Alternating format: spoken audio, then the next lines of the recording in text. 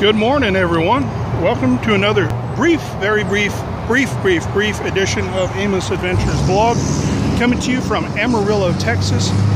That's a pretty cool sign. I'm actually staying right here at this little Motel 6 here off the freeway right there. And I wanted to just give you a heads up. Traveling through Texas today, we'll finally get through Texas. Haven't been rushing to get through by any means, stopping along the way, but now we need to buckle down because we need to be back in southern Nevada late Friday. So we're going to push the pedal to the metal and cut through Texas and into New Mexico, and we'll see how far we get tonight. And that's about it. If you want to follow more, since Wi-Fi is suspect out here, go check out Instagram and Facebook pages. Amos Adventures vlog here on YouTube, the tube.